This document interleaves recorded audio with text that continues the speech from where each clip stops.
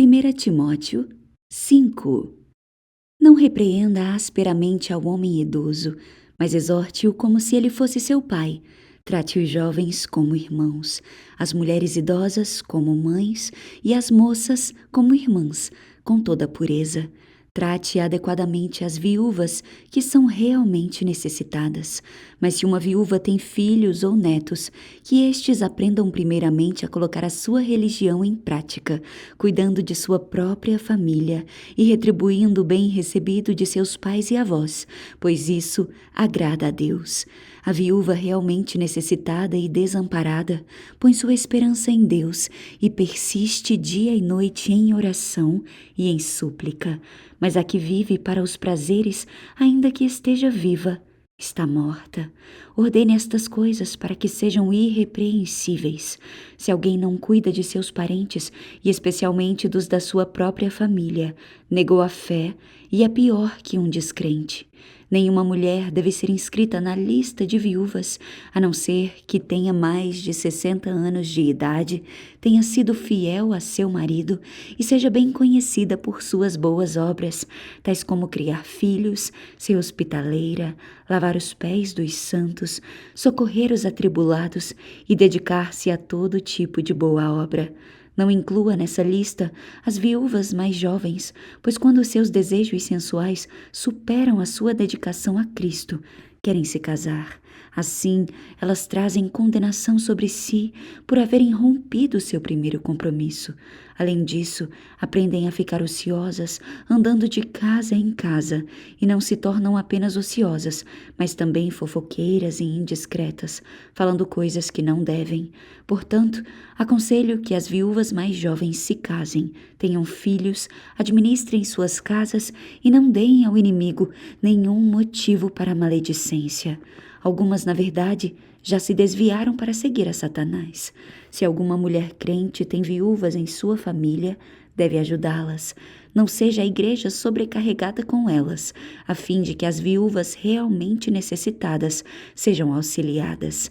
Os presbíteros que lideram bem a igreja são dignos de dupla honra, especialmente aqueles cujo trabalho é a pregação e o ensino.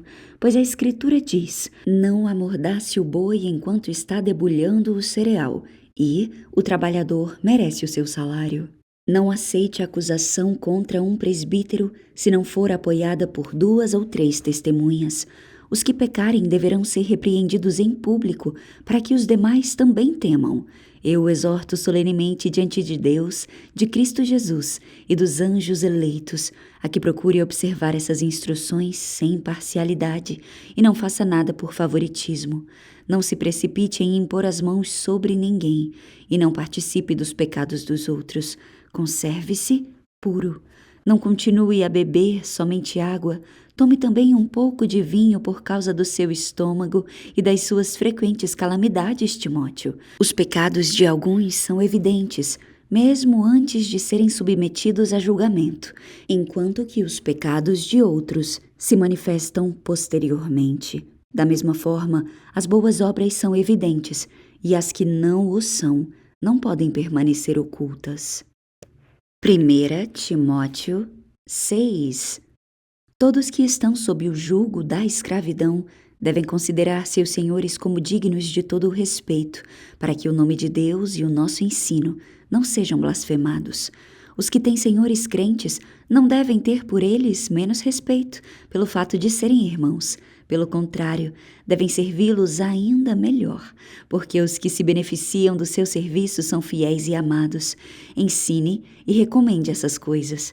Se alguém ensina falsas doutrinas e não concorda com a sã doutrina do nosso Senhor Jesus Cristo e com o ensino que é segundo a piedade, é orgulhoso e nada entende.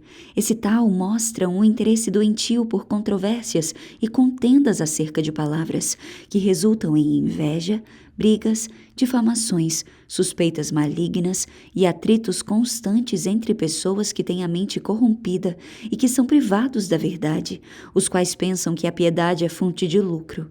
De fato, a piedade com contentamento é grande fonte de lucro, pois nada trouxemos para este mundo e dele nada podemos podemos levar. Por isso, tendo o que comer e com que nos vestir, estejamos com isso satisfeitos. Os que querem ficar ricos caem em tentação, em armadilhas e em muitos desejos descontrolados e nocivos, que levam os homens a mergulharem na ruína e na destruição. Pois o amor ao dinheiro é a raiz de todos os males. Algumas pessoas, por cobiçarem o dinheiro, desviaram-se da fé e se atormentaram a si mesmas com muitos sofrimentos.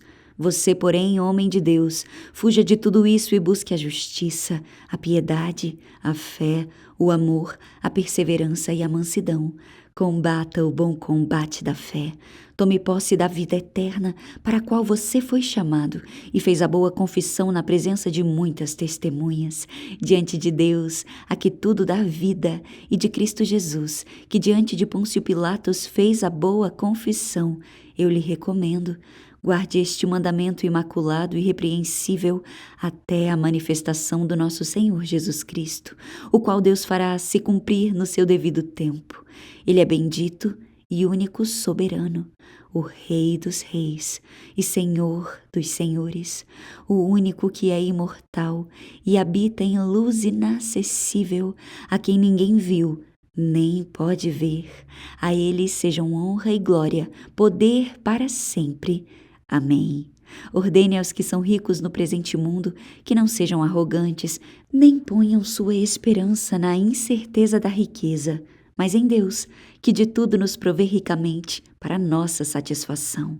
Ordene-lhes que pratiquem o bem, sejam ricos em boas obras, generosos e prontos para repartir. Dessa forma, eles acumularão um tesouro para si mesmos, um firme fundamento para a era que há de vir, e assim alcançarão a verdadeira vida. Timóteo, guarde o que lhe foi confiado. Evite as conversas inúteis e profanas e as ideias contraditórias do que é falsamente chamado conhecimento.